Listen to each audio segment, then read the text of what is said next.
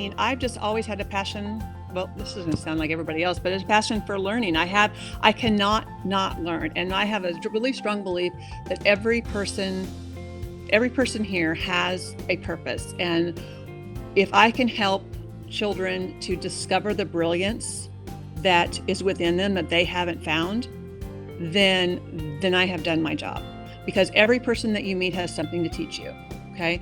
And if I don't ever help kids discover what that is, then they'll never know what they could be. And I've always taught in Title I schools my entire career.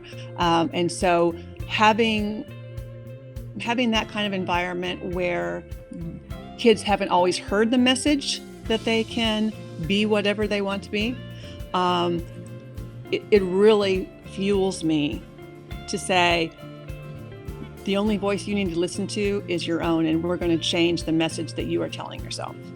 And so that's really what I do, because they already have it inside of them. They just don't know it.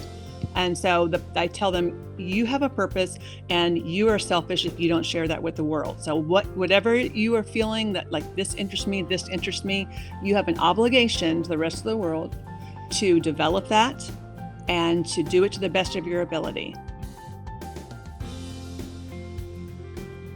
Oh my goodness, I was so touched, and it's funny because, like I said, out of 120 students, I almost immediately suspected who it was, and I turned it out to be right. And knowing this person and knowing the kind of year this student has had, just made it that much sweeter, because I'm gonna cry. We have a kindness campaign in our district. And so, KILL is a kindness campus. And that's what we're always preaching, is that, we want people to sprinkle kindness like confetti, to sprinkle that stuff everywhere.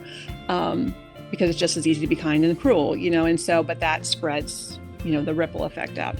And the fact that even, when someone else has something, a rough time, and instead of wallowing in that, they say, I'm going to make someone else's day. I'm going to let Mrs. Dierschke know how much I care. I'm going to let her know how she has made this year better for me. And that is just the most generous, unselfish thing I can think of. Because again, as an English teacher, I can tell by the writing, that wasn't just a first draft. I can tell that she took her time and wrote it over and over again until she had it just right. And she even used a semicolon correctly, okay?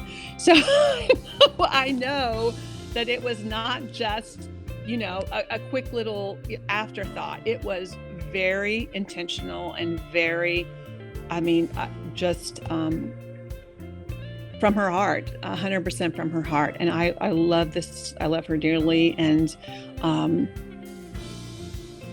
those are the moments that make, the 100-hour weeks worth it.